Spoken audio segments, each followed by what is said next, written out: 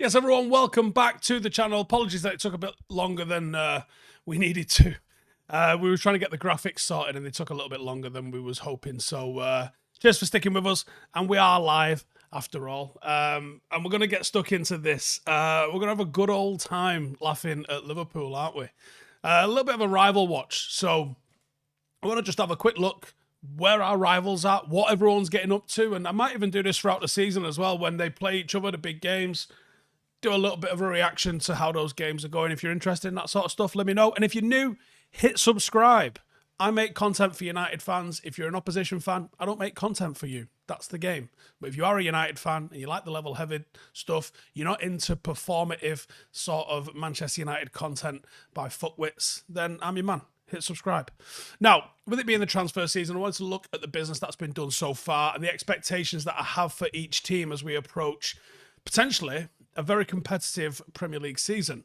Now, it's almost upon us. Friday night, United are going to take to the field to kick it off, and you'd expect that teams have done the majority of their work. I mean, people are panicking at United. United have got like 4 quite meaty transfers over the line. United still got work to do. We're all like, right, okay, that's done, that's done, that's done. Got to get a midfielder in. But actually, we're doing a lot better, and we're looking a lot more ready for the new season than some. Definitely not getting rejected and laughed at for our embarrassing fan reactions to not signing players, which we're going to get into, by the way. But anyway, let's have a look at it, shall we? Let's have a look at those teams. So let's have a look at who they've signed. Yeah, lads, this graphic's not finished. Says they haven't signed anyone.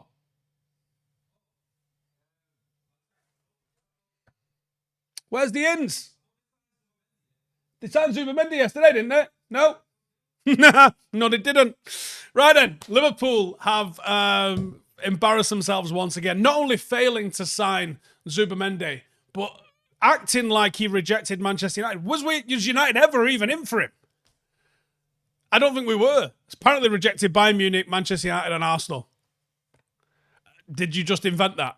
Now, the deal fell apart because he rejected a move to Anfield, throwing a bit of a spanner in the works for Arne Slot's pursuit of a new number 6 in midfield. Now, Sociedad were desperate to keep hold of Zubimendi. So desperate, in fact, that they've offered him a new contract on lower wages, supposedly, which is, I've never even heard of that one, man. I've been having the comment says, yes, when Liverpool sign nobody, it absolutely means more, for sure. Now, he's a really good player, and Liverpool fans have got every single right to be gutted on missing out for him. I mean, I was talking about him the other day. I said, I think they'd have a good player on their hands if they signed him. People kicking off that United hadn't signed him. I'm like, it's not really what United need. Daniel Thompson in the comments there says, didn't they spank you 3-0 in pre-season? Well, there was a team wearing a Liverpool kit and a team wearing a United kit that's going to look nothing like the two teams that are going to take to the field in the Premier League this season. If you think they spanked us, you didn't watch the game.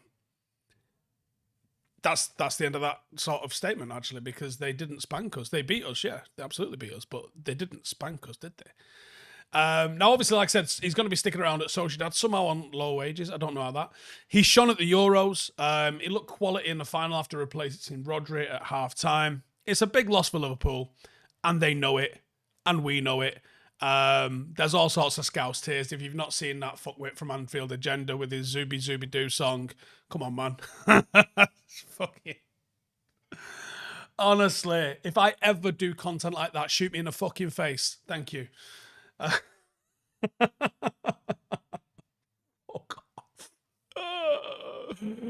Anyway, and then we've had the Anfield Road 96. He tweeted, when was this?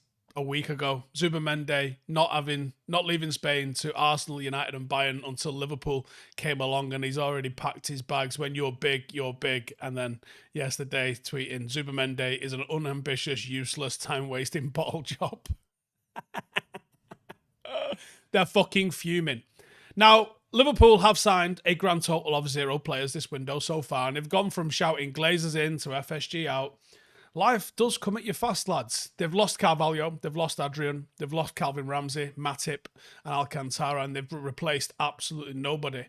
That's a real nice way to back your new manager. A new manager that's got a record that was comfortably 10% less win rate than Erik ten Hag had in Eredivisie. He inherits a squad with players he doesn't know. He inherits a squad that's very used to playing the Jurgen Klopp system. A system that covered up for the deficiencies of certain players like Trent. Will Arne Slot do the same? Now, expectations-wise, he could do all right with Liverpool because there's still some very, very good footballers in there. And you would expect that a decent coach, and this is where Moyes fucked it with United, he came in and was like, listen, everything that's worked, fuck that noise, we're doing this here now. Now, I had Liverpool finishing 8th, and people lost their mind. But the season hasn't started yet. You haven't signed anybody. I don't think Arne Slot's going to be able to get you playing to the same level that Jurgen Klopp had you playing, or covering up for some of the deficiencies that exist within that Liverpool squad. And there's a lot of big players whose futures will be decided in this next 12 months. And futures might be decided with an exit. And we've seen how United fell off going from champions to 7th under Moyes. Wouldn't need that much of a fall for you to end up finishing 8th. So I think, I can justify 8th a little bit. It's one of those. We'll see. Now, let's have a look at Arsenal. I'm not sure which of the graphics it is, so let's just set. There we go, Arsenal. Here we go. So they've actually signed some players. Liverpool, take note. That's what you're supposed to do. They've had their extremely successful last couple of seasons where they haven't won anything. And they finally seem like they're acting a little bit like a big club, and they could actually potentially push on to a bit of a title charge. Now, obviously, what a shock they are back again.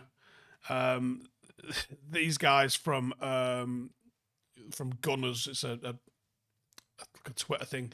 They said, hang on, let me just pull it over here so I can read it. At dinner with his players. Do you know what? I've said this a few times. United fans, when you look at all of the people around us that could be winning titles, Liverpool and City and all that lot, the evil empires that are existing around us, United should absolutely be throwing ourselves at the feet of Arsenal going, please win the fucking league, lads.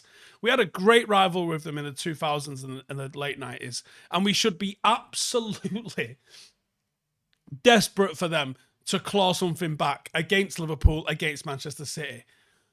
But their fans are the worst fucking people on earth. And their manager is such a cringe-worthy bellend. Like, he seems intent on making Brendan Rodgers look like a B-Tech version, doesn't he? So this is what happened recently. At dinner with his players, Arteta secretly hired a team of professional pickpockets. These artists were tasked with going around the table, pinching phones and wallets from an unwitting first-team squad. At the end of the meal, he stood up and asked them to empty their pockets. A number of players were missing valuable items, and the idea was to teach them the importance of being ready and alert and prepared at all fucking times. Now, there's an Arsenal account tweeting it saying, this kind of innovative thinking is typical of Arteta, who sees every occasion as an opportunity for learning and development. His influence is evident across every dimension of Arsenal. They've become a team built to his specification, a club moulded around his competitive spirit. His obsession with improvement has been infectious. It's a mentality that has proliferated throughout the club. Okay, well, it's not though, has it? Because twice you've led the league and twice you've failed to fucking win it. So it's clearly not proliferated throughout the club. Honestly, if that was a sketch in The Office, and that was David Brent, Ricky Gervais's greatest ever character, that was in him way through that, it wouldn't have looked out of place, would it? That's actually ridiculous. It's so fucking cringeworthy. Now, I've got Arsenal winning the league this year, because I think City are having a bit of a wobble. I think there's certain players that are coasting a little bit, and I think, I think Arsenal, unless they have something catastrophic going wrong, they should win the league, right? But fuck me, are they cringeworthy? If it's not there was an Arsenal content creator last week who was like, winning the English Super Cup isn't for everyone. The what? You mean the Community Shield, mate? That United have won more than anyone else? and a picture of Arteta lifting it up. It's a fucking glorified sausage rolls tray, kid. Let's not get too carried away now. And United were good against City. We arguably should have won this thing. Fuck me. Do you know what? I actually think doing shit like that is counterproductive. Being a professional footballer, despite the absolutely wild wealth that they get, is a very mentally taxing and stressful thing.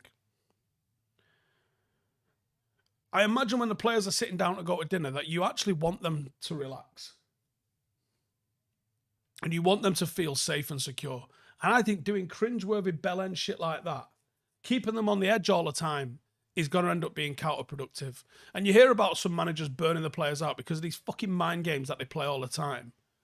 And I think you want your players to just believe in you, trust you, and be able to relax around you. Because if they think you're going to fuck about all the time, Jesus Christ, embarrassing. Genuinely embarrassing. But anyway, unlike Liverpool, they do look a bit positive for Arsenal because of the transfer business. They brought in Ricardo Calafiori, very good player, and they've actually finished getting David Raya over the line on a permanent deal. They've let go of Emile Smith-Rowe, who wasn't really featuring for them anyway, El Neni, and Okwonko, who wasn't that good, to be honest. Arsenal fans have the highest of expectations going into this season. They think they're going to win the league. They have improved over the last couple of years, to be fair to them. And their transfer business is seemingly ironing out some of the creases that they've got in the squad. There's a constant need for a new striker, as Gabriel Jesus and Havertz aren't really good enough to bring trophies, I don't think, to the Emirates. But as a counter to that, I actually think Arsenal play better when they overload the central positions like that. And I think a player that played on the last man, like if they had a Højlund up front, even though he's a good player, I don't think they create chances in that same system. I think they're better being a team that creates chances rather than creating chances for an individual up front. I think they're going to win the league. But if they don't, what then? Like, what happens then if they don't?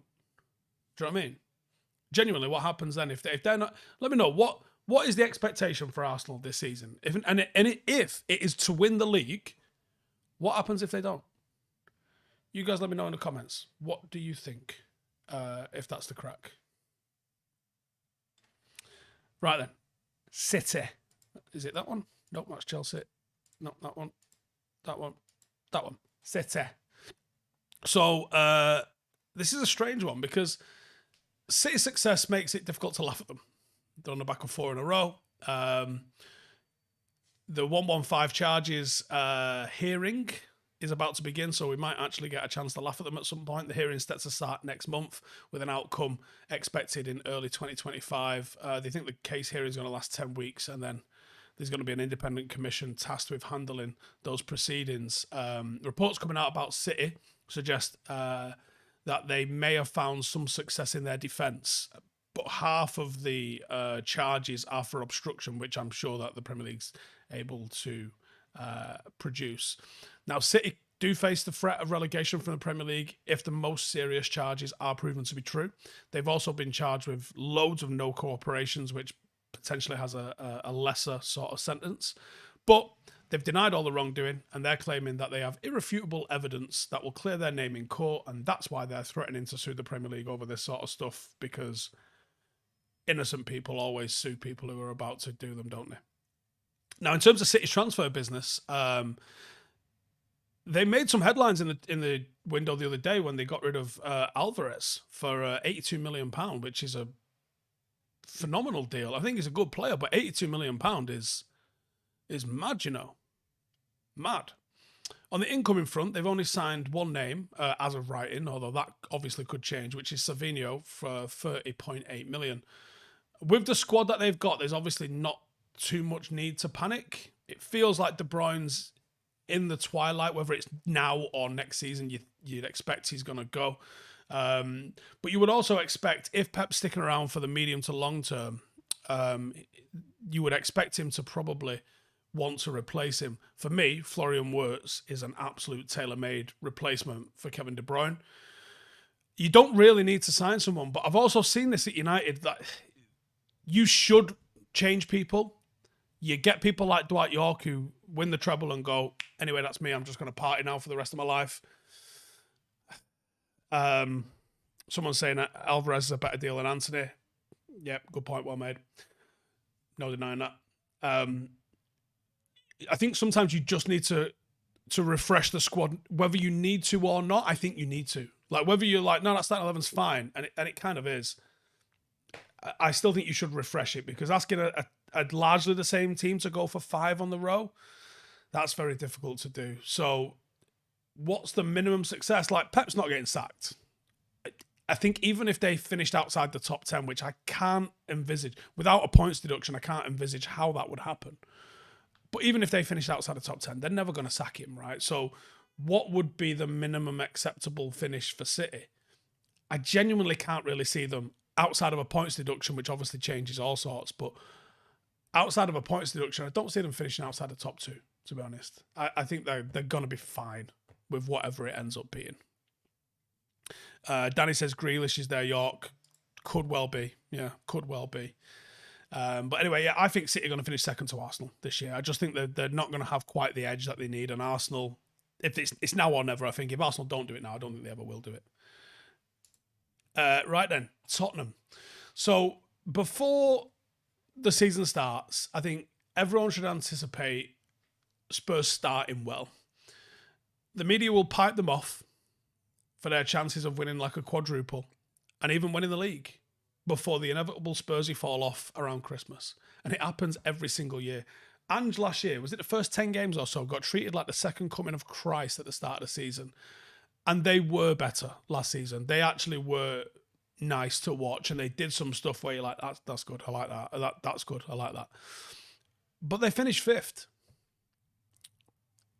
So what was all that wanking off all about? Pre-season for them was all right.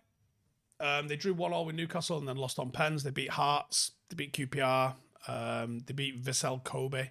And then lost to Bayern, where Harry Kane refused to lift a pre-season trip. So, do you know what? I'm going to be honest with you. Like, I'm obviously not a comedy writer, but if you are a professional comedy writer, can you write anything as funny as Harry Kane refusing to lift a trophy against his old team Spurs out of respect when it's a pre-season trophy and he left to win fucking trophies? Honestly, what is all that about? It'd be interesting to see what Spurs do with a second season under Ange, used to the way he plays now a little bit more, but also teams maybe have their number a little bit more.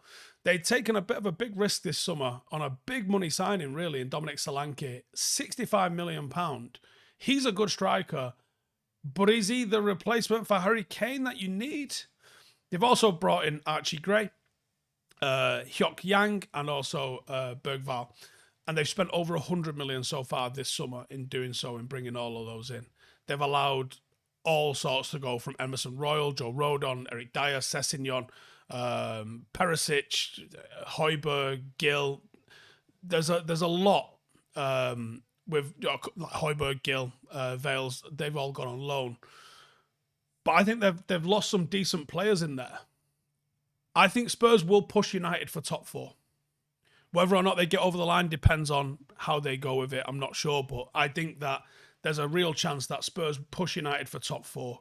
And it'd be interesting to see how they go. Solanke for 65 million. If United had signed Solanke for 65 million, can you imagine the level of scrutiny that he'd be under? And I just have not seen it. I'll come with some comments actually as well. Avishek says, Steve, is Ugarte really worth the signing for us, or someone between McTominay and Casemiro in terms of ball abilities?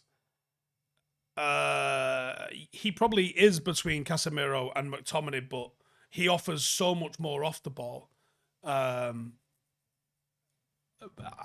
would absolutely sign Ugarte, yeah, for sure. Ant says, Steve, Kane has spent too long with smoke being blown up his arse. He's bought into his own hype. Correct. People talking about Palmer has signed an extension. We will be talking about that for sure when we touch on Chelsea. But Spurs, where do we think we're going to be going? CTB says, why even Premier League players can't escape corporate office BS team building crap? I'm not sure what that's in relation to, but cool. Andrew says, for me, City and Arsenal go toe-to-toe all season and finish well clear of everyone else, scrapping for 3rd and 4th. I kind of agree with that. I think that's pretty bang on. Andrew says, Palmer, yeah, we're going to talk about Palmer in a second. Any thoughts on De Gea to Fiorentina? No. Nah, not really. I found it interesting that people was like, he's took a pay cut to go to Fiorentina because at United he was on like 300 grand a week and now he's on like 30. And you're like, well, no, because I don't know if you realised he was unemployed for the last 12 months. He didn't take a pay cut because he's not been getting paid. Does that compute for people? Fucking journalist. Joanne says, so much Tony talk. Do we need another striker? If we move somebody on, maybe. Red Lad says, Chelsea have like 45 players, 9 of them goalkeepers and only 2 injury-prone right-backs. Yeah, I mean, I'm loving all the memes of like, here's Chelsea's warm-up, and it's always like, 2 players playing against a bunch of kids, like 200 kids on a pitch. Hassan says, we should have took De Gea back. It was never going to happen, was it? You have to move on. Right then, let's go on to the next one, which is Chelsea.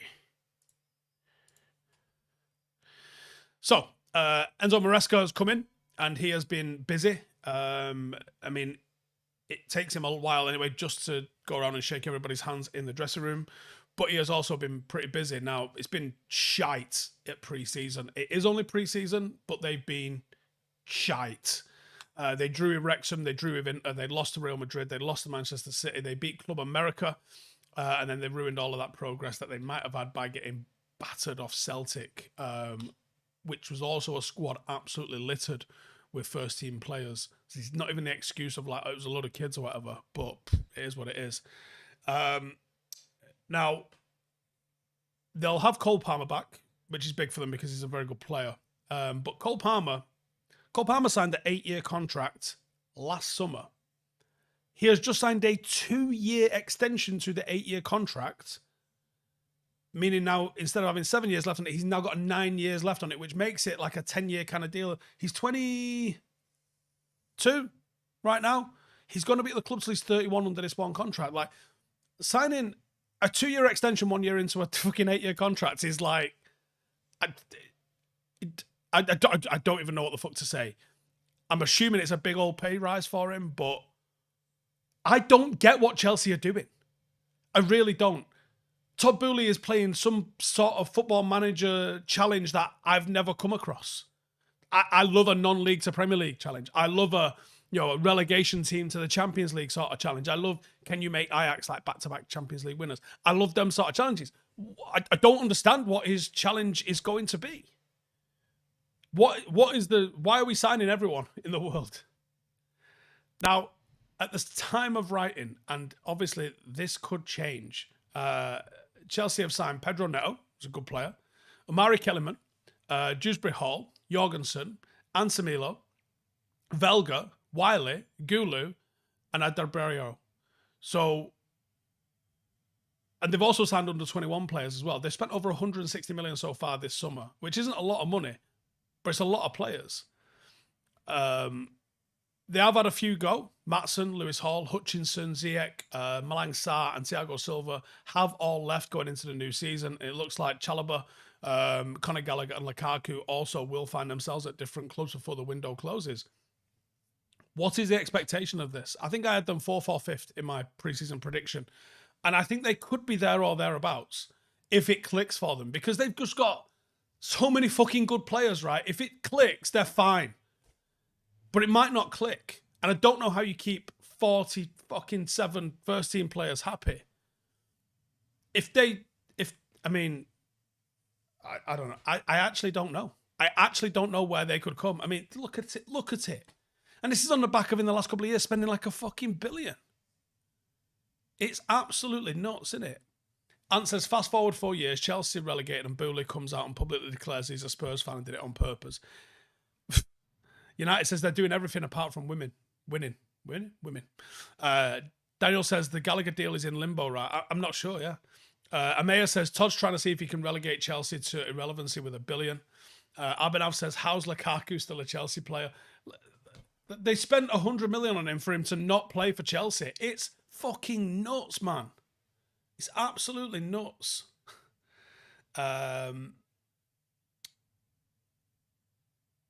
We got Deji in the comments here. He says, look at the money generated. Who gives a fuck? Are you a football club or a fucking bank, lad? Like, what are you trying to do?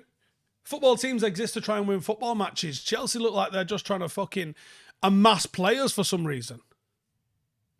I really don't understand what they're trying to do. Red says, when you watch Chelsea, you always think they need more transfers. Is that what's happening? Is Todd's like, yeah, these are shit, man. We need some more players. And you're like, is it come from the world of NFL where he's like, more is better? Like, why can't we have 47 people on the bench? What's wrong with that?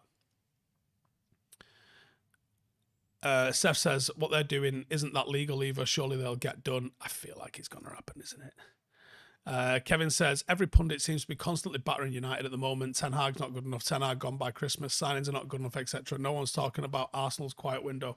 Arsenal have done okay in the window. Liverpool's the one that you want to be fucking worried about. Like, hey, lads, you know you can sign players, right? You know you can do that. If Chelsea implode, it'll be fucking a big implosion. A big implosion. Ross says Chelsea will need an Olympic Village. Absolutely science fact, mate, yeah. Matthew says another year off and signing on De Gea would have given keys to the city of Liverpool. Huh? Daniel says, I don't know how Chelsea aren't under a microscope. So fucking dodgy. If I was a Chelsea fan, I'd be very uncomfortable with it. Yep. Ant says, somebody get Todd on the phone and tell him he needs a Sancho. That's what they need, actually. I think that's the key to everything. If I'm saying Chelsea, don't sign Jadon Sancho because you will win everything if you do. You definitely shouldn't sign Jadon Sancho, for sure. Righty, that's it from me. How's your day been? Is it going all right? Panic are playing later. So if you're heading over to the stadium, 7:45 kickoff, free entry, playing against Newton Athletic at Hyde United if you're local. Otherwise, if you're in Manchester for the Fulham game this weekend, Panic are playing at 3 p.m. on the Saturday. It's free entry, and we're trying to get as many people there as possible. So after you've been to watch United open with 3 points on Friday night, get yourselves down to Hyde, free entry, try and get as many people there as possible, and have a good old fucking time. Panic are playing Wigan Town, and we could really do with the support. But otherwise, let us know how you think all this is going to go off. It's been a mad old window, hasn't it? I think the one team that we could and probably should have talked about was Aston Villa because I think they've done all right, you know. The game will be on Twitch if you're not able to get over to Hyde. I'll be watching myself on Twitch. Otherwise, if you're in Manchester on Friday, Saturday next week and you want to come down, say hello, come meet some of the players and come hang out and we'll have a good old time. Happy days. See you in a bit. Hey, thank you for watching the video. If you are new around these parts, then don't forget to subscribe. My channel is proudly supported by my community on Patreon. If you'd like to get a little bit of extra content, a Discord group, meetups, five-a-side games, weekly podcasts, behind the scenes, and even an occasional bit of transfer news as and when I get it, then for the price of a pint, you can show your appreciation for the content that we make and get some goodies for doing so as well. Check the link in the description or click the button right here. You'll also find all of my socials here too if you want to follow me on any of those platforms. Nice one.